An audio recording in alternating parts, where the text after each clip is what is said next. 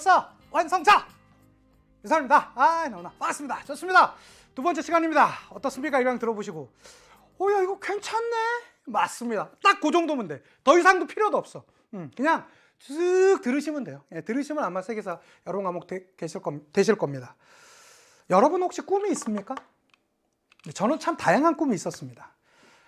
저희 집이 되게 제가 어렸을 때는 어려웠거든요. 그 서울 사당동 판잣집에서 단칸방에 이렇게 제 유년 시절을 보냈었고요. 그런데 참 저도 이상하게 저 운동을 좋아해서 초등학교 때 야구 선수를 꿈꿨습니다. 야구도 한 2년 했어요. 돈이 너무 많이 들더라고. 그래서 어머니 눈치도 보고 해서 그만뒀어요. 근데 어떻게 하다 보니까 되게 거의 공짜로 학교를 다닐 수 있다는 학교를 찾았습니다. 체육중학교예요. 시험을 봤는데 덜컹 됐네. 다녔습니다. 운동은 진짜 제가 마라톤 선수를 꿈꿨거든요. 중장거리 선수를 했습니다. 지금은 몸이 이렇지 않았어요. 고등학교 때는. 그러다가 진짜 딴 거 하고 싶었는데 어떻게 끌려가다시피 체육고등학교를 끌려갔습니다. 그러다 고등학교 2학년 때 운동을 그만두고 제가 공부해서 대학 간다고 그랬어요. 그랬더니 주변에서 다 안 된다는 거야. 다 안 된대. 너 그런 거 하지 말래. 진짜 제가 열심히 공부했어요. 고2 때부터 맨날 독서실에 새벽 2시까지. 어떻게 됐을까요? 초등학교 때 중학교 때 공부 안 하다가 중고등학교 때 공부 안 하다가 갑작스럽게 한 1년 반 정도를 했습니다. 당연히 재수를 했죠. 열심히 했습니다. 재수도 아마 저보다 공부량으로 많이 한 사람 전국에서 별로 없을 겁니다. 정말 열심히 했어요. 어떻게 됐을까요? 안 됐죠. 삼수를 했습니다. 지금은 그 서울역 주변이 이제는 거의 바뀌었는데 거기에 예전에 단과학원이라고 있었어요. 그 단과학원에 제가 혼자 남자 삼수는 여러분 더 힘듭니다. 왜 그러냐면 친구들이 군대를 가요. 나 공부해야 되는데 군대 간다고 연락이 와. 전 한 번도 안 나갔어요. 내 꿈을 위해서. 그때 제가 교사가 되고 싶었거든요. 정말 힘들었어요. 근데 그럴 때마다 그 당시에는 그 자판기 커피에서 뽑으면 100원이었습니다. 100원짜리 하나 다 뽑고 주변 초등학교를 갔어요. 제가 교사가 되고 싶었으니까 운동장에서 막 뛰어노는 애들을 보면서 좋아. 내가 지금은 너무 초라하고 이렇지만 너네 좀만 기다려. 내가 머지않은 시간에 내가 교사가 돼서 여기서 학생들과 같이 호흡할 거야 라고 하고요. 그러면 한두 달 정도 어느 정도 기운이 났어요. 그러면 다시 우울해져. 주변 얘기할 사람도 아무도 없고. 그때 뭐 SNS가 있습니까? 핸드폰이 있습니까? 뭐가 있습니까? 아무것도 없던 때입니다. 한 달에 대회하는 사람이 몇 명 없었어요. 그럴 정도로 많이 혼자 이렇게 다운되다 보니까 다시 커피를 뽑아서 거기 초등학교에 가서요. 아마 주변에서 봤으면 진짜 미친놈이라고 그랬을 거예요. 막 제가 처음에 교단에 들어갔을 때 첫 학생들 만났을 때를 가상으로 연기를 해. 안녕, 내 이름은 유성환이라고 한다. 내가 생각하는 학급은 말이야. 뭐 이러면 혼자 막 얘기를 해요. 막 그 상상이 되게 마음이 좋아졌어요. 저는 여러분들도 그러한 좀 꿈을 가져주셨으면 좋겠습니다. 그런데 제가 사실 3주에서 수능에 성공했냐? 아니요. 그러지 못했어요. 근데 어떻게든 학교를 마쳐갔고 나는 대학만 가면 내가 다 교사가 되는 줄 알았어. 쉽지 않대. 그거 어떻게 하다 난 될 거 없거든. 나름 열심히 살았어요. 근데 하다 보니까 교사가 됐어요. 근데 교사가 되고 하다 보니까 EBS 강사가 되고 싶었어요. EBS 강사 돼서 내가 강사 될 거라고 했더니 주변 사람들이 내가 처음에 공부할 때 반응이랑 똑같아. 너같이 생기면 안 된대. 난 될 것 같은데. 됐어요. 되고 제가 15년째 EBS를 맡고 있습니다. 여러분 꿈을 가지십시오. 아무것도 없던 운동선수 출신의 유성환이 걸어왔던, 물론 그 과정은 상당히 복잡했지만 저는 학교에서 학생들 만나고 호흡하겠다라는 꿈이 있었고요. 그 꿈이 있으니까 지치지 않았어요. 지쳐도 넘어지더라도 다시 일어날 수 있었어요. 여러분들도 여러분들이 평생 가질 수 있는, 내가 정말 이거만큼은 꼭 하고 싶다라는 꿈을 가지셨으면 좋겠어요.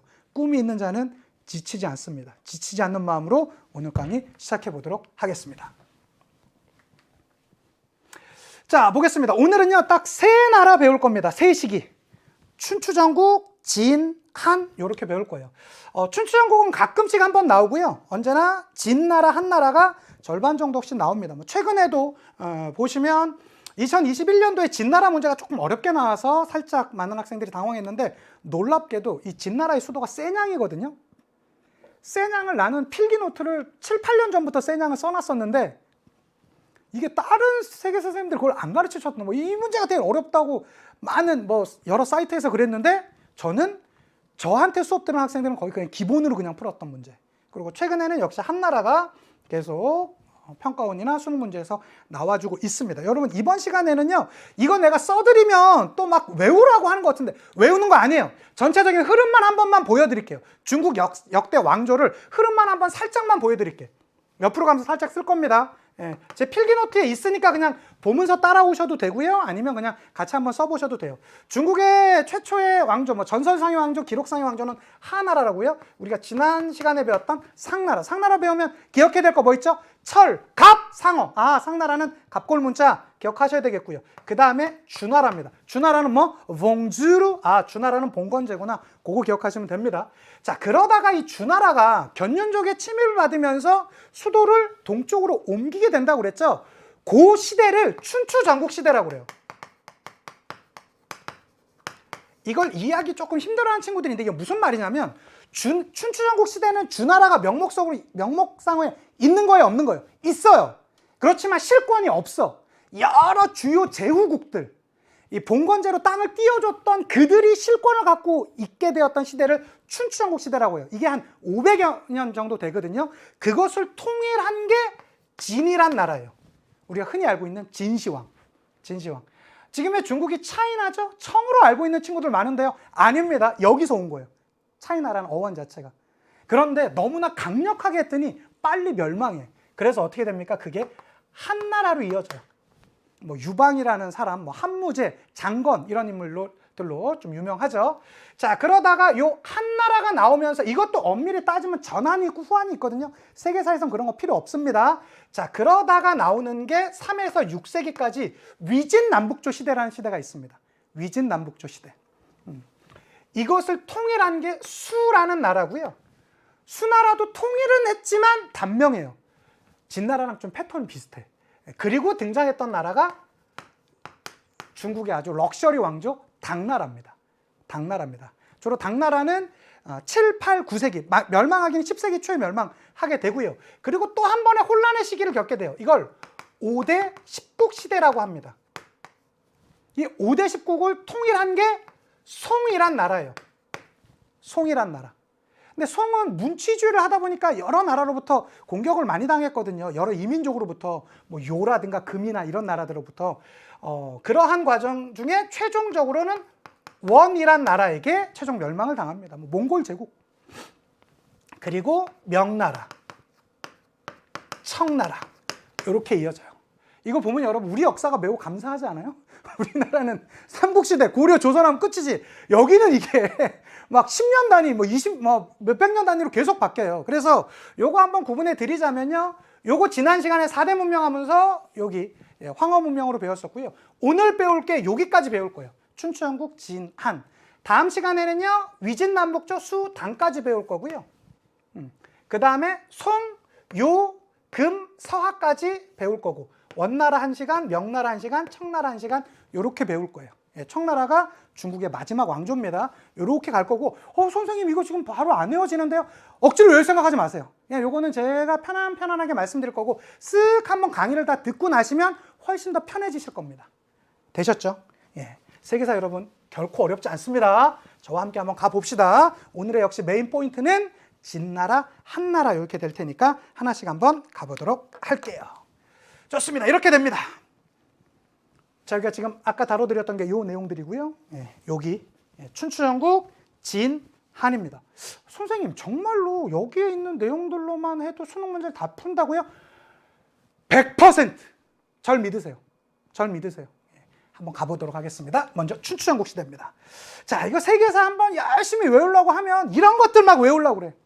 위치랑 절대 안 나와. 절 믿으세요. 시기적으로 춘추전국 시대는요. BC는 기원전을 얘기합니다. 기원전 8세기에서 기원전 3세기까지의 시대를 춘추전국 시대라고 합니다. 물론 이것도 춘추 시대가 있고 전국 시대가 있어요. 여기 보시면 춘추 시대가 있고 전국 시대가 있어요. 요 나누는 건 403년인데 이런 년도 억지로 외우려고 하지 마세요. 이것도 막 외워보려면 770년부터 403년까지를 춘추시대, 403년부터 다 기원전입니다. 그리고 221년까지를 전국시대라고 하는데 이런 거 쓸데없는 거 외우지 마. 아무리 내가 이런데 종종 이런 친구들이 있어요. 선생님 근데 이거는 왠지 알아둬야 될 것 같은데 이걸 어떻게 좀 쉬운 방법 없습니까? 그래서 제가 하나 만들어냈어요. 이건 억지로 외울 건 아니신데요. 춘추전국 시대는 주로 5패가 있다고 하거든요. 이 5패가 뭐냐면 진제 5월 초예요. 우리 동화고등학교에는요, 박진재 선생님이라는 선생님이 계세요. 진짜야. 내 동료예요. 제 후배예요. 학교 후배. 진재쌤 생일이요, 5월 초래요. 5월 초. 5월 초. 근데 사실은 아니더라고. 아닌데 그냥 그렇게 믿어. 진재쌤 생일이 5월 초다. 진재쌤 생일이 5월 초다. 끝. 근데 내가 이걸 왜 이렇게 억지로 하든 이런 걸 원하는 친구들이 있어. 외운다고. 근데 사실 이걸로는 물어보진 않아요. 선생님 그러면 전국시대 이것도 혹시 7개도 있어서 이거 칠웅인데요? 이거 작년에 만들었어요. 그래서 좋으시면 쓰고 이건 억지사항은 아닙니다. 그냥 좋으면 그냥 가져가시면 돼요. 여러분 혹시 그 리듬체 쪽에 우리나라의 지금까지의 여신 누가 있습니까? 손연재 선수가 있죠. 손연재 선수가 제가 이제 TV를 보는데 대회를 나갔는데 너무나 초조하게 떨고 있는 거예요. 그래서 내가 저렇게 떨지 않고 어차피 잘할 텐데 진짜 위로해주고 싶다 이 생각이 들었어요. 뭐라고요? 초, 조, 한, 연, 재 선수 진짜 위로해주고 싶다. 이거 유치해! 내가 봐도 좀 억지성이 있어. 뭐 초, 조, 한, 연재 선수 진짜 위로해주고 싶다. 이걸로 되는지 한번 볼까요? 자, 보세요. 네모 박스 친 겁니다. 초, 조, 한, 연, 재 선수 진짜 위로해주고 싶다. 이렇게 해도 돼. 근데 이거는 뭐다? 필수사항은 아니야. 알아두면 좋은 거고 몰라도 문제 푸는 데는 전혀 이상이 없어요. 이 지도를 보면서 우리는 뭘 기억하시면 되냐? 아주 비슷비슷한 나라들이 좀 많이 있네. 춘추전국 시대구나. 충분. 자, 가겠습니다. 춘추 시대에는 주요 제후가 5개의 나라가 있었어요. 그걸 5패라고 하고요. 전국 시대는 7개의 나라가 있었답니다. 그걸 칠웅이라고 합니다. 자, 여기 진제 5월 초, 초조한 연재 진위. 요거 이렇게 되니까 그냥 그렇구나 하시면 되는데 사실 이것도요 살짝의 성격이 좀 달라져요. 뭐냐면 이 5패가 있었던 시대는요 빨리 내가 힘을 키워야 돼. 힘을 키워야 되는 목적이 뭐냐면 주나라를 떠받들기 위해서요. 주나라가 지금 저렇게 찌그러져 있고 다른 애들이 막 주나라 무시하고 하는데 나 이거 못 봐. 나는 주나라의 제후국으로서 내가 빨리 힘을 키워가지고 다른 나라를 제압해서 난 주나라를 받들 거야 를 목표로 힘을 키우는 게 목표였어요. 근데 이게 한 200~300년 지나갔잖아요. 여기서도. 그러니까 어떻게 됩니까? 걔 뭔데? 나한테 해준 게 뭐 있는데? 이러면서 어떻게? 됐고 내가 통일할래 라고 하면서 완벽한 약육강식의 시대로 갔던 것이 칠웅이 되겠습니다. 그래서 요거는 성격만 이렇다는 것이지 우리 수능 문제에서는 5패 시대와 칠웅 시대, 춘추 시대와 전국 시대를 나누어서 내진 않아요. 그냥 춘추 전국 시대 하나로 나옵니다. 자, 춘추 전국 시대 등장했던 게 군현제입니다. 군현제라는 건 뭐냐면요, 행정 체제를 얘기하는 거예요. 보세요. 그 전에 봉건제라는 건 뭐냐면 내가 이렇게 중앙을 차지하고 있어요. 그러면 나머지 지역에 내 친인척들을 이렇게 땅을 띄워줘서 이 땅 네 땅에 라고 하는 체제였었어요. 그러면 여기 중앙에서 각 지역의 명령 체제라든가 이렇게 일을 직접적으로 시킬 수 있는 게 없는 거야. 왜? 그 땅을 띄워준 체제니까. 같은 나라이긴 하지만. 근데 군현제라는 건 뭐죠?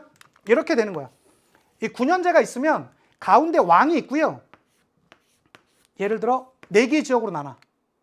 A, B, C, D 이런 지역으로 나눠. 그럼 각각의 지역에 내 말을 직접적으로 듣는, 우리나라 말로 할게요. 지금 말로 도지사를 파견하는 거예요. 경기도, 충청도, 전라도, 강원도, 경상도 이렇게 이제 파견하는 거야. 그러면 여기 안에, 저도 경기도 사니까 경기도 안에는 또 뭐가 있습니까?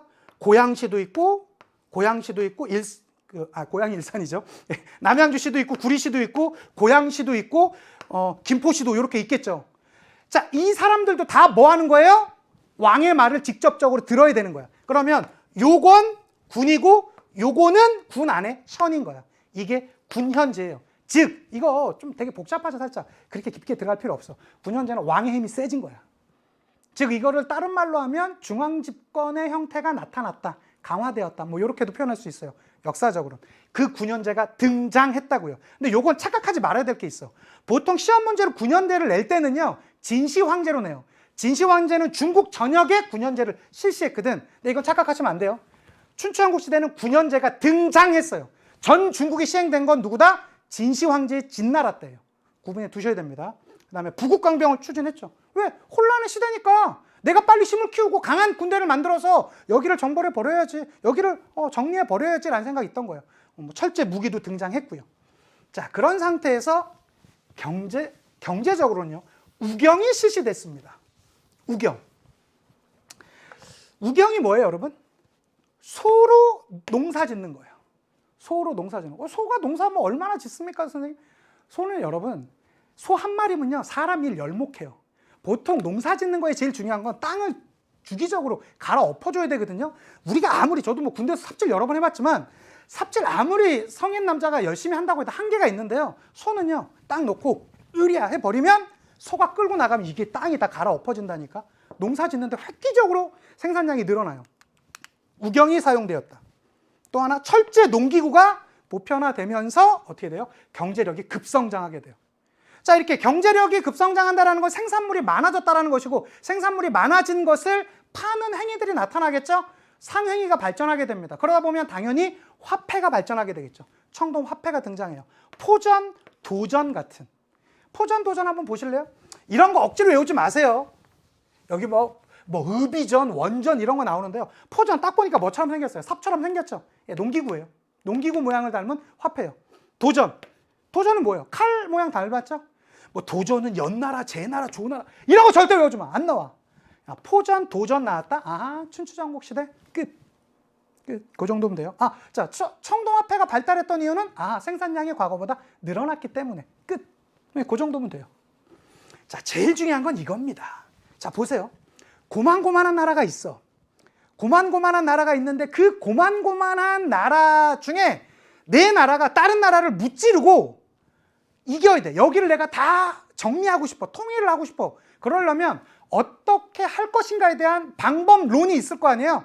나는 이게 맞다고 봐, 이게 맞다고 봐, 이게 맞다고 봐. 이런 것들이 있을 거 아닙니까? 그것을 전부 다 모아서 뭐라고 그래요? 제자백가라고 합니다. 원래 제자백가라는 말은요, 학설, 학파 이런 뜻이에요. 다양한 학설, 학파를 총칭해서 부르는 말이 제자백가인데, 이 제자백가의 여러 사상들은 수십 개가 있어요. 그렇지만 그걸 다 알 필요는 없습니다. 가장 대표적인 게 법가사상임, 뭐 육아사상, 도가사상, 이 정도를 주로 알아두시면 되는 건데, 보세요 여러분. 춘추전국 시대 때는, 만약에 여러분이 춘추전국 시대예요. 가문, 내가 어떻게 태어나는 게 중요할까요? 아니면 내 개인의 능력이 중요할까요? 혼란의 시대에는요, 능력이 중요합니다. 이 능력을 보여주는 게 제자백가죠. 여러분 대학 잘 가시고 싶죠? 사실 그래서 이 강의도 듣는 거 아닙니까? 그러면 여러분이 대학 잘 가기 위해서는 수능이 좀 잘 나와야 되는데, 수능 잘 나오게 하려면 어떻게 해야 될까요?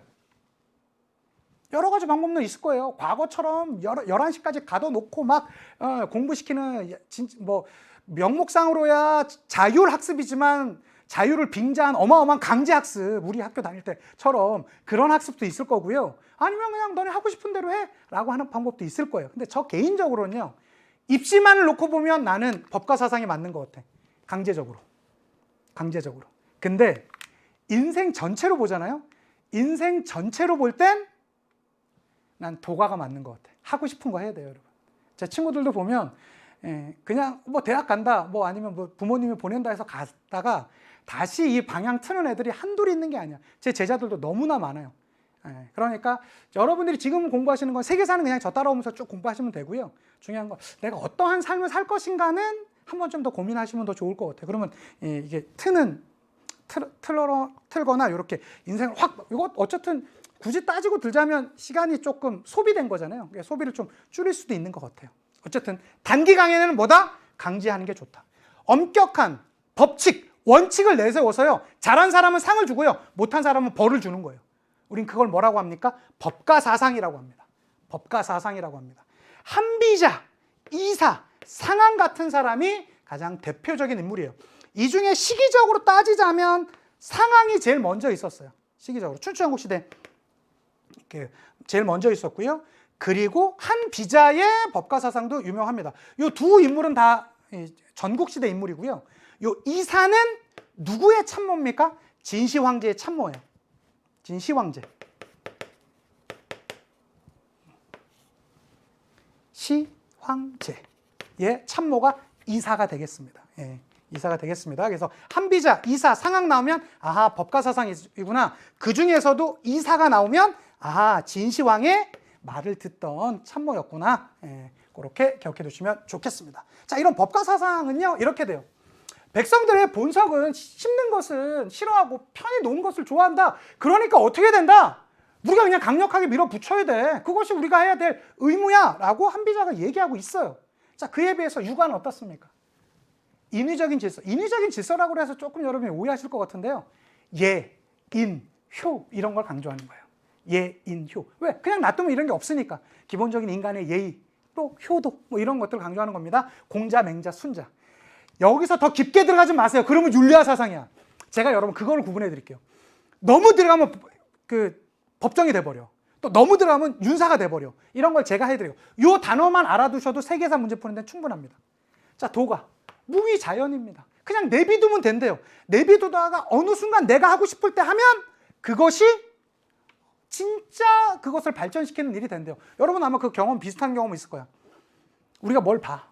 재미있는 영화나 이런 것도 주말에 피곤하시잖아요. 봐. 근데 보는데 엄마 아빠가 들어와. 거실에서 보고 있어. 살짝 눈치는 보여. 근데 보던 게 있으니까 5분 10분이면 끝날 것 같으니까 봐. 그 정말로 1, 2분 뒤엔 끄고 내 방 들어가서 공부를 하려고 그랬어. 근데 설거지 다른 어머니가 한 말씀 하세요.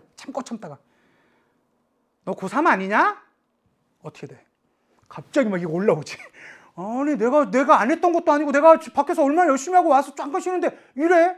라고 뭔가 외부에서 뭐가 들어오게 되면 오히려 우리는 반발이 있게 된다는 거야. 그렇게 되면서 진짜로 자연 상태에 내비두고 내가 하고 싶을 때 할 때 진정한 효율성이 나온다는 게 도가 사상이에요. 특히 도가 사상을 내세웠던 사람들이 노자, 장자거든요. 이걸 다른 말로 그래서 노장 사상이라고도 합니다. 자, 묵가는요, 차별 없는 사랑, 노동, 절약 이런 것들을 묵자가 주장했다라고 하는데 이건 생각보다 조금 덜 나오고요. 도가, 육아 정도만 살짝 기억해 두시면 좋겠습니다. 어쨌든 이게 바로 육아 사상의 맹자의 내용들도 있고요. 도가 사상의 내용. 내비두면 된다. 내비두면 사람들이 많아지면 알아서 하게 된다라는 게 도가 사상, 노장 사상이라고도 합니다. 묵가 사상은 차별 없이 사랑하라. 이걸 조금 어렵게 들어가면 겸해설 이런 거 있는데요. 그런 것까지는 세계사에 안 나올 겁니다. 자, 그리고 진시황제로 한번 가보도록 하겠습니다. 진시황제는요, 그러니까 그가 왕이 된 건요 13세예요. 어린 나이에. 지금으로 따지자면 중학교 1학년 정도 될까요? 초등학교 6학년 내지 중학교 1학년 정도 되겠네요. 그 나이 때쯤에 왕이 돼요. 그러니까 너무 어린 나이에 왕이 됐죠. 근데 이 진시황은요, 한편으로 보면 아주 잔혹한 독재자다. 또 한편으로 보면 제국을 만들었었던 아주 훌륭한 통치자다. 이런 되게 그 양쪽의 이 비판을 받는 인물인데 어렸을 적 삶은 매우 좀 안타까운 모습들이 있어요. 진시황의 엄마가 있거든요. 그 엄마를 제태우라고 합니다. 제태우가 자기 남편이 일찍 죽고 아들이 왕이 된 거잖아요.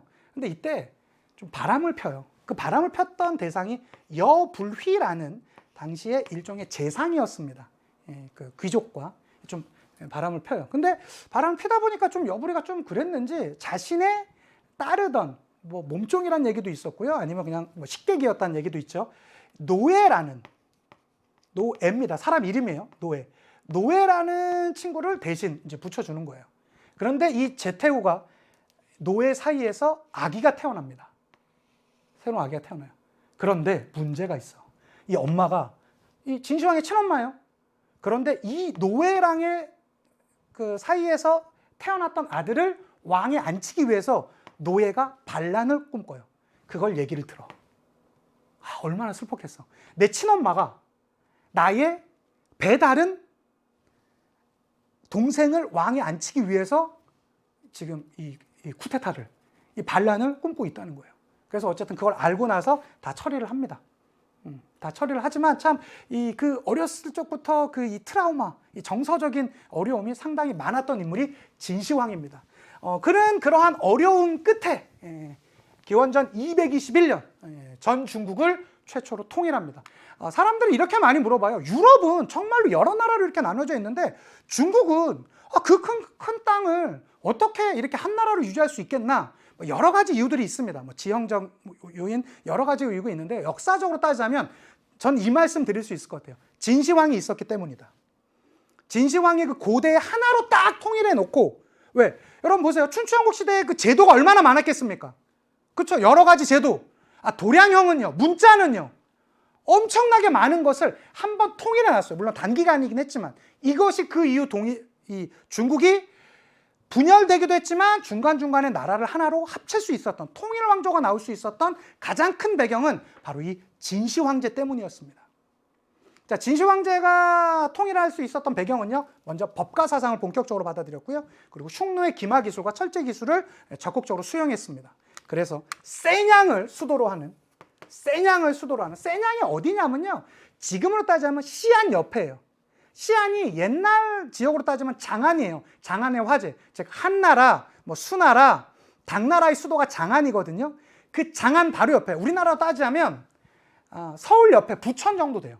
바로 옆에 붙어 있어요. 예. 그래 실제로 시안 여행을 가면 이 진시황릉 그 병마 용갱을 같이 가볼 수 있습니다. 제가 이따가 사진 한번 보여드릴게요.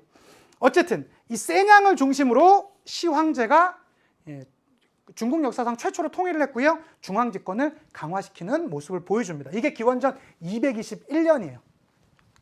보도록 하겠습니다. 그래서 이 지도가 나오는데요. 이 지도에서 수도가 어디다? 쎄냥이다. 쎄냥이라는 단어로 충분히 나올 수 있습니다. 기억해 주시면 좋겠습니다. 되셨죠? 전 중국을 통일합니다. 그리고요, 그는요, 통일을 하고 나서 법가 사상을 강요하면서 계속적으로 무엇을 꿈꿔요? 이 제도를 통일할 것을 꿈꿔요. 정치적, 군사적으로는 통일했지만 그렇다고 해서 완벽한 통일은 아니잖아요. 수많은 제도와 수많은 다양한 것들이 있지 않았겠습니까? 그것을 통일하기 위해서 노력합니다. 그래서 그는 군현제를 전국에 실시합니다. 이 표현이 종종 나온다니까요. 그래서 이거 착각하시면 안 돼요. 군현제가 등장했다? 춘추왕국 시대. 전국에 군현제를 실시했다? 진시황제예요. 그리고 도로망을 정비합니다. 우리는 여러분 우리나라의 도로만 달려봐서 여러분 모르시죠? 해외 나가서 운전을 해보시거나 하면 실제로 도로 여건이라든가 신호등의 체제 이런 것들이 조금씩 다 다르거든요. 이때는 어땠을까요? 정말로 많이 달랐어요. 수레바퀴 폭이라든가 이런 것들이 다 달랐어요. 그런 것을 다 정비했습니다. 그리고 문자 정말로 달랐거든요. 통일합니다. 도량형, 재는 단위, 부피 단위 이런 것들 있잖아요. 길이 단위 이런 것들 통일합니다. 더 나아가서 화폐까지 통일합니다. 이때 나왔던 화폐가 량전, 반량전입니다. 기억해 두셔야 됩니다. 반량전 나옵니다. 요거 한번 볼게요. 요게 반량전이에요. 반양이라고 써 있죠.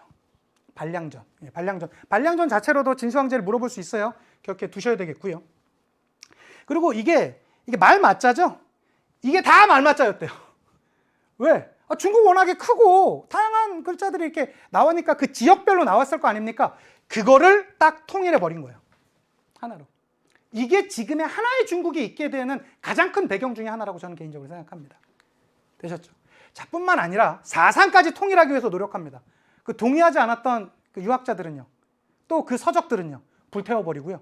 유학자들은 파 묻어버려요. 우린 그것을 서객류, 분서객류라고 합니다.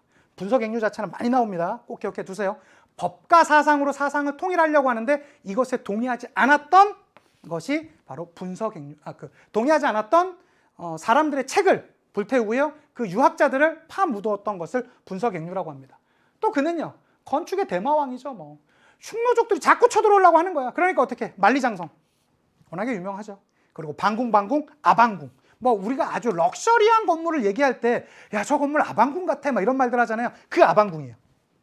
그리고 뭐니 해도 연인원 70만 명이 들어갔다라고 하는 시황릉. 여러분 근데 이거 법가 사상은요. 지각하잖아요. 어떻게 되는지 아세요? 여러분 학교 다니다 지각하실 수 있죠. 제가 가끔 우리 할 수 있잖아. 늦게 일어날 수도 있고 아파서도 갈 수도 있고. 근데 이 법가 사상 때는요. 지각하면 죽는 거예요. 죽는 거예요.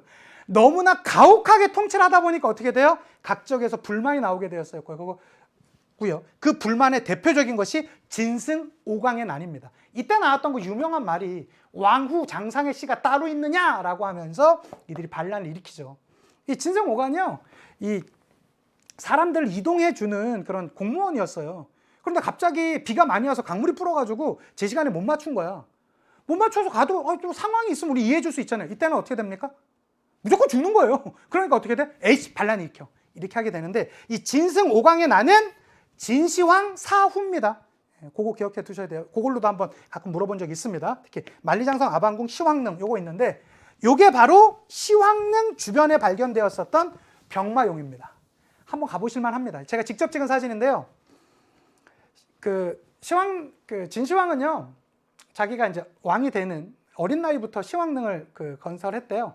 그 시황릉은 지금 겉에서 보면 엄청난 산이에요. 큰 산입니다. 산 주변에 우연히 1970년대 농부가 우물을 파다가 이게 발견된 거야.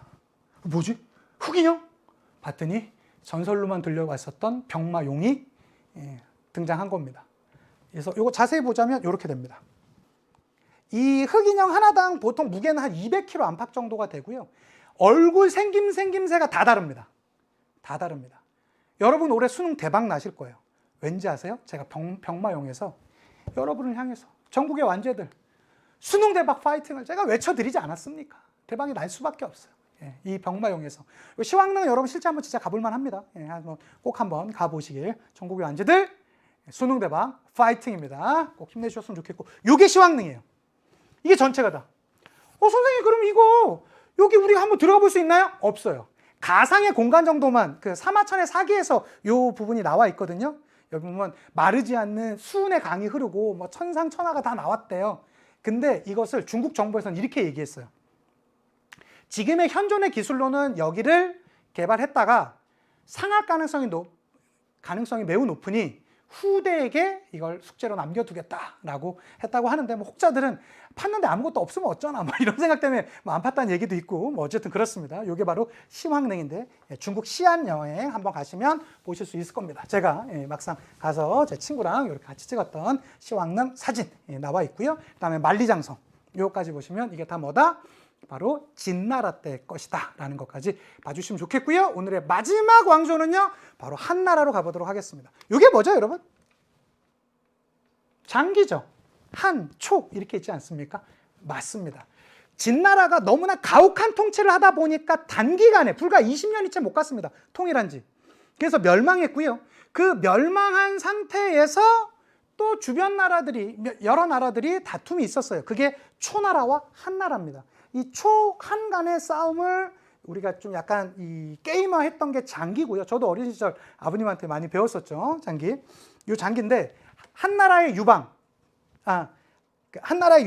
초나라의 항우가 바로 붙었었던 게 바로 이 배경이 되는 초한지. 여기서 누가 이기죠? 한나라가 이기죠. 그리고 나서 어느 나라가 등장합니까? 기원전 202년에 한나라가 등장합니다. 이 한나라의 지배 세력은요, 호족이에요. 그래서 한은 여러분 히읗이 많이 나옵니다. 히읗. 그래서 이 호족은 귀족과의 차이가 뭐냐면, 귀족은 자신의 세력 근거지가 수도, 중앙에 있는데 비해 호족은요, 지방에 자신의 세력 근거지가 있는 사람들을 호족이라고 합니다. 기억해 두시고, 한나라의 수도는 장안입니다.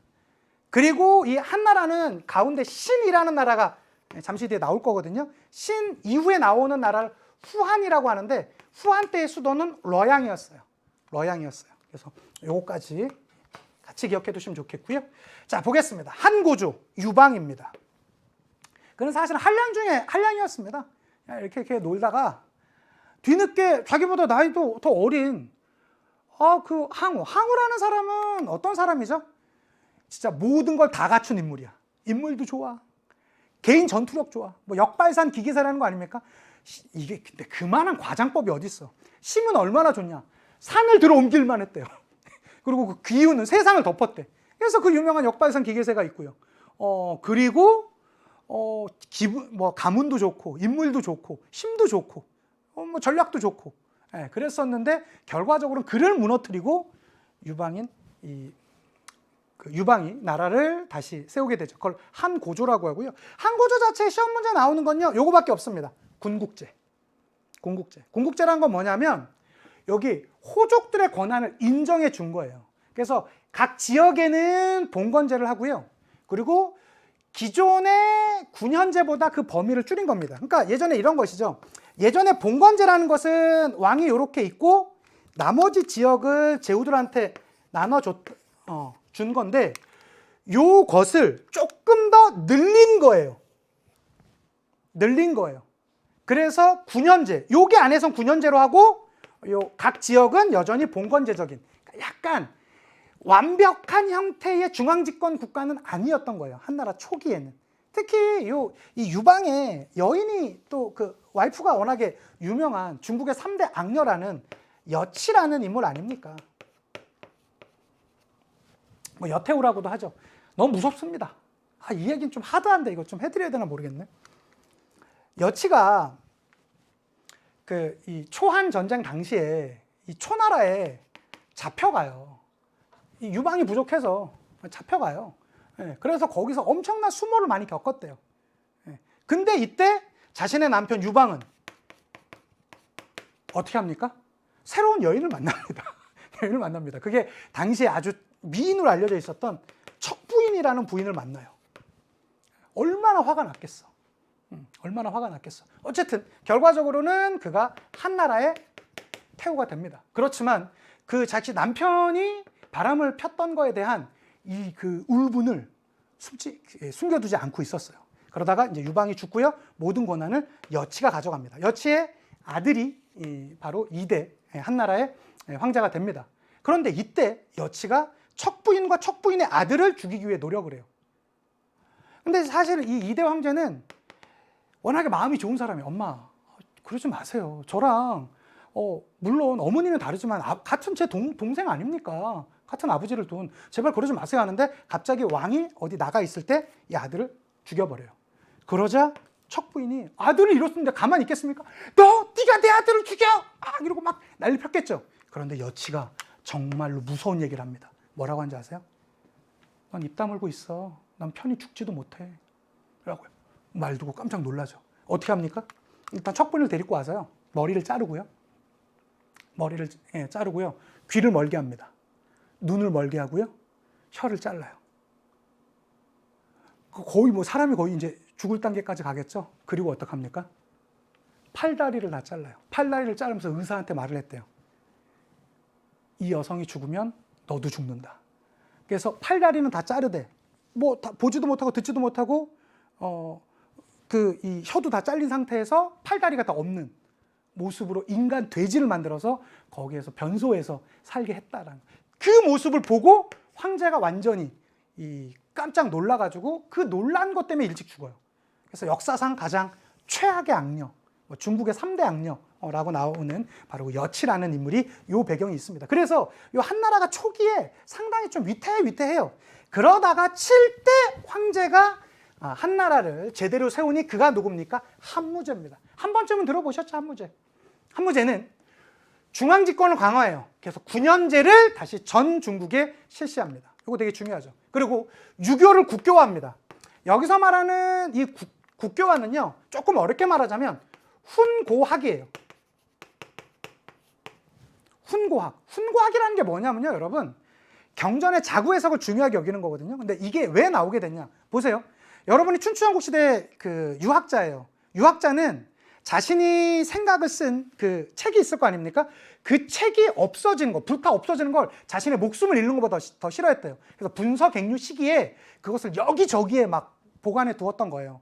나는 죽겠지만 내가 이걸 발견이 안 될 수 있지만 언젠가는 이 책들이 후대에 알려졌으면 좋겠다는 생각으로. 그리고 진나라가 끝나고 한나라가 등장했는데 1권, 2권이 발견돼. 누가 썼던. 근데 3권은 없고 4, 5, 6권이 있어. 그럼 어떻게 돼요? 맥락상 이게 뭐가 있을 것인가? 이것을 다시 밝히는 그런 학문이 있지 않았겠습니까? 그런 학문이 훈고학이에요. 이때의 이 훈고학적 유학을 1000년 동안 당나라 때까지 계속 유학은 훈고학입니다. 조금 어려우시면 그냥 몰라도 돼요. 몰라도 돼. 어쨌든 이때 말하는 유학은 훈고학이다. 여러분, 이 유학이라는 거 안에는 성리학도 있고 훈고학도 있고 고증학도 있고 양명학도 있잖아요. 이게 다 유학이거든요. 그 중에 훈고학이었다고, 고대 유학은. 모르시면 넘어가셔도 큰 문제 없습니다. 다시 말씀드릴게요, 이건. 자, 그리고 태학 설립, 지금의 대학과 같은 데고요. 오경 박사, 아주 유교 경전에 아주 능통한 사람들을 뽑아서 여러 지역을 다니면서 유교 진흥을 위해서 노력했던 인물입니다. 요것도 요거지만 더 중요한 건요, 요게요. 이 유교 국교화를 건의했던 인물이 동중서입니다. 요 한무제의 최고 참모입니다. 예, 기억해 두시면 좋겠고요. 그리고 이 영역을 확대해요. 여기 한이라는 나라가 있는데 동서남북으로 영역을 확대합니다. 대표적으로 이 북쪽으로는요 흉노를 정벌해서 끌어올리고요. 그리고 동쪽으로는 우리나라랑도 연관이 됩니다. 고조선을 정복하고 한사군을 설치하죠. 이걸 4개의 군을 설치했다고 하고요. 그 다음에 남쪽으로는 베트남을 정리해서 9개의 군을 두었습니다. 이걸 한구군이라고도 합니다. 근데 여기까지는 괜찮은데 하나 남은 게 있어. 사실은 제가 그냥 아까 대충 말씀드리고 넘어갔는데 흉노를 정벌했다라는 말은요, 흉노랑 싸워서 이겼다라는 게 아니야. 이때 흉노 되게 셌어. 되게 셌어. 사실은 약간 뭐 일종의 휴전 비스무리한 뭐 그 정도 느낌이었어요. 사실 한 고조는 그 흉노 정벌하러 들어갔다가 아주 큰 패배를 맛보고 돌아오기도 하고 막 되게 한나라 초기에는 흉노는 진짜 셌습니다. 근데 소문에 듣자 하니 월지라는 애들이 있었어요. 월지라는 애들이 흉노에 쫓겨갖고 저기 저 서쪽으로 가 있다라는 거야. 근데 얘네가 가서 되게 강성해졌대요. 그 소문을 들어요. 그래서 이 월지라는 애들이 흉노라는 말만 들어도 막 이가 갈리고 이런다고 하니 우리랑 같이 연대해서 흉노를 정벌하자라고 해서 그 사절단을 파견한다고. 그게 누구야? 장건이에요. 장건아, 네가 좀 갔다 오라. 예, 갔다 오겠습니다. 해서 장건이 가요. 가다가 흉노한테 잡혀. 너 뭐 하느냐? 일로 와. 그랬더니 어떻게 해요? 뭐 기지를 발휘해야 되잖아요. 그래서 잘 만났다. 내가 안 그래도 나 흉노 사람 되기 위해서 왔다. 여기 나 저 한나라 애들 꼴도 보기 싫다. 나 I love 흉노 막 이러면서 막 가요. 흉노 애들이 저거 이상한데 저 아무리 봐도 저 그럴 애 아닌 것 같은데 했더니 장군이 어떻게 합니까? 거기서 결혼도 해요. 애기도 낳아. 한 10년 10년 동안 누가 봐도 이제는 흉노 사람이야. 근데 장군의 마음엔 어떻습니까? 내가 그 사명이 있었는데 하고 어떻게 돼요? 도망쳐 나와요. 도망쳐 나와서 월지에 가. 월지야 잘 만났다. 나 10년 만에 왔다. 너네 자 들어봐. 흉노 이러면 흉노 이럴 줄 알았는데 누구? 흉노? 그때 걔네. 그런데 좀 약간 그 나오는 태도가 달랐기 때문에 좀 당황합니다. 그래서 아니 야 흉노 들으면 너네 화나고 이러지 않아? 그러니까, 화는 나지. 그때는 예전엔 그랬지. 근데 야 예전에 살던 데보다 여기가 더 좋아. 그럼 어떻게 하나? 뭐 흉노 때문에 여기까지 왔는데 여기가 더 좋은데 이런 거를 우리가 흔히 뭐 전화위복이라고 하나? 한편으로 보면 좀 고마운 마음도 있고 뭐 이런 거야. 어떻게 돼? 갑자기 장건이 세된 거지 뭐. 버드가 됐어요. 야 그런데 싸우는데 안 싸워? 야 너무 멀기도 하고 나 안 가. 요게 어디냐면요 여러분 지금의 아프가니스탄 그 일대예요. 인도 위쪽에 거기까지 간 거야 장건이. 근데 뭐 난 괜찮아. 내가 여기 살기 더 좋아. 잘 가. 이런 거야. 안 되겠네 하면서 장건이 오는데 흉노한테 또 잡혀. 근데 이게 진짜 좋았나 봐. 또 갖가지 얘기를 하면서 또 빠져나와요. 13년 만에 다시 돌아와. 그래서 한무지한테 보고를 합니다. 폐하 다녀왔습니다 하는데 누구? 이랬더니 13년 만에 왔으니까 저 장건입니다. 그래 어떻게 됐어? 애들 싫다는데요. 이 자식아 뭐 한 거야 13년 동안. 그런데요 제가 여기 갔다 오는 루트 모르죠. 그 누구도 우리 중국 사람들 모르죠. 제가 그거 알아냈습니다. 갔더니 우리의 비단이 매우 고가에 판매되던데요. 우리가 이걸 독점합시다. 이렇게 된 거야. 괜찮은데? 이렇게 하면서 그 루트가 뚫리는 게 비단길이에요. 이게 실크로드, 사막길이라고도 합니다. 사막을 지나가기 때문에 그 길이 이 길이라고. 여러분 보세요. 여기 장안에서 여기를 갔다니까. 여기까지 내월지 여기까지 갔다 왔다니까. 이게 여러분 여기 안에 산맥이나 이게 수십 개입니다. 강도 그렇고요. 장난이 아니에요. 요거를 갔다 왔던 요 루트가 뚫리게 되었었다. 이게 뭐다? 실크로드다. 이때 흉노가 강성했던 때가 바로 한나라 시기입니다. 그런데 문제는 이렇게 전쟁도 많이 하고 하다 보니까 한무제 시기에는요 경제적으로 매우 재정적으로 어려움을 겪게 돼요. 그래서 그 어려움을 극복하기 위해서 통제 경제를 실시합니다. 국가에서 경제를 통제하는 거예요. 소금과 철의 전매제를 실시합니다. 이걸 다른 말로 염철전매라고도 합니다. 소금과 철은 국가에서만 판매를 하는 것이죠. 그 다음에 물가 조절책으로서 균수법과 평준법이 있습니다. 균수법이라는 건요 지역적 평등을 얘기하는 거예요. 물가가 오르는 이유는 뭐죠? 물건의 가치가 오르는 이유는 지역 간에 불균형할 때 그럴 거 아니에요. 그래서 A지역에서 많은 게 B지역이 없으면 이쪽으로 이동시키는 거예요. 그러면서 물가를 조절하는 겁니다. 또 평준법이라는 것도 보면 시간 내지는 계절적 요인에 의해서 나타나는 물가를 조절하는 것을 얘기합니다. 뭐 계절에 필요한 수요들이 있을 거 아니에요. 그것을 저장해 뒀다가 또 좀 필요 없는 시기에 또 다시 내놓는 뭐 이런 걸 조절하면서 나타내는 거. 이거 굳이 몰라도 됩니다. 균수평준법 나오면 한나라 때 물가 조절책. 그리고 오수전. 오수전이 뭐죠, 여러분? 한무제가 발행했던 화폐예요. 화폐. 진나라 때 화폐. 반량전. 한나라 때 오수전. 오수전 기억해 두시면 좋겠습니다. 이것도 생각보다 많이 나옵니다. 자, 그래서 요게 전부 다 누구 때다? 한무제 때다. 한무제 때다. 그래서 보통 여기서는요, 여러분, 한나라 같은 경우는 한나라로도 물어보지만 한무제, 황제로도 물어볼 수 있어요. 왜? 내용이 그렇게 많아. 이게 다 교과서에 있는 내용들이기 때문에 요 내용 정도는 기억해 두시면 좋겠고요. 그렇게 잘 나가던 한나라가 원래는 요 한이란 나라가 있었잖아요. 그러다가 왕망이라는 사람에 의해서 중간에 신이란 나라가 세워져요. 이게 세워진 거야.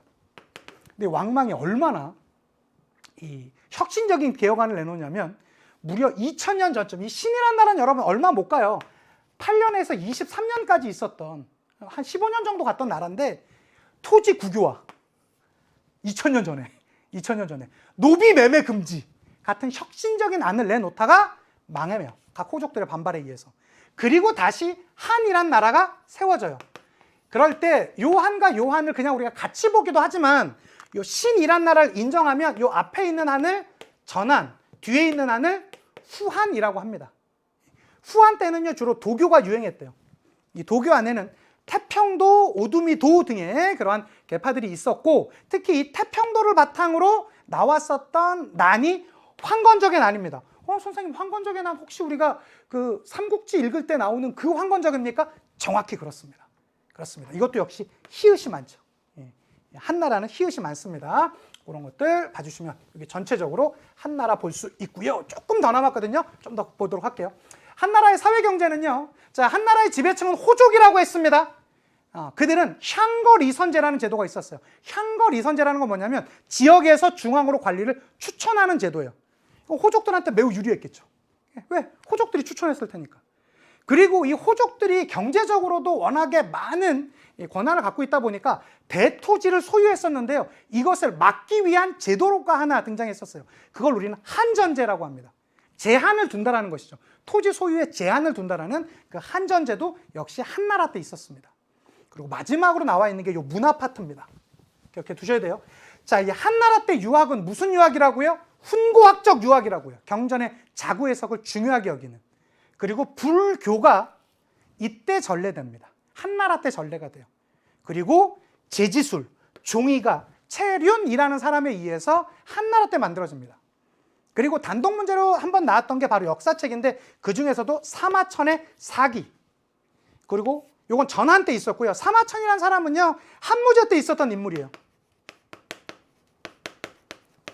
네, 워낙에 그 유명한 얘기 아시죠? 이 사마천 아버지 때부터 그 역사를 정리해오는 역사를 하고 있었는데 이 사마천이 그 이릉이라는 장군이 있었어요. 그가 뭐 어마어마한 많은 적을 상대로 소수의 그 아군의 병력을 가지고 싸우다가 항복을 했거든요. 근데 한무제가 그 얘기를 듣고 화가 나갖고 막 이릉을 어떻게 했어 하는데 이때 사마천이 눈치 없이 이릉 편을 들어줘. 그래서 어떻게 합니까? 사마천한테 벌을 내려요. 세 개 중에 하나 선택하래요. 50만 전을 내래요. 50만 전이란 건 뭐냐면 5,000명이 있는 군대를 1년 동안 재우고 먹이고 그 모든 비용을 댈 수 있을 정도의 비용. 지금 말로 하자면 수백억, 수천억 정도 되는 돈이야. 그 돈 내든지 아니면 사형을 당하든지 아니면 궁형을 당하래. 궁형이 뭐냐? 남성의 생식기를 하는 거. 근데 이 당시에는요, 보통 궁형 당해도 죽기 때문에, 그리고 남성으로서는 죽음보다 더 아주 안 좋은 수치였기 때문에 대부분 다 그러면 사형을 선택했대요. 그런데 사마천은 아버지 때부터 해왔었던 역사를 정리하기 위해서 어떻게 합니까? 저 궁형이요.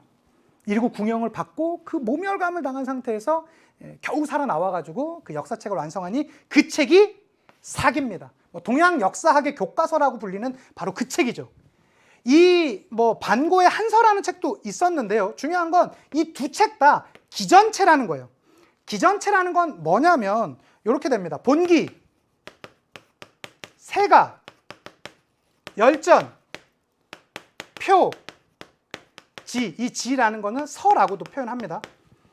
이렇게 파트를 나누어서 역사를 서술했던 걸 얘기하는 겁니다. 본기라는 건 황제, 주요 황제들의 역사, 세가라는 것은 제후들의 역사, 열전이라는 건 그 시대에 있었던 주요 인물들, 일반인들 중에서 좀 유명한 사람들의 역사, 표라는 거는 연표를 정리했던 것이고, 지나 선은 그때 있었던 제도라든가 문물 이런 것들을 얘기하는 것인데요. 이렇게 나누어서 하는 양식을 기전체 양식이라고 그래요. 시간의 흐름에 의해서 역사 서술하는 걸 편년체 양식이라고 하고요. 이 두 개 구분해 두셔야 됩니다.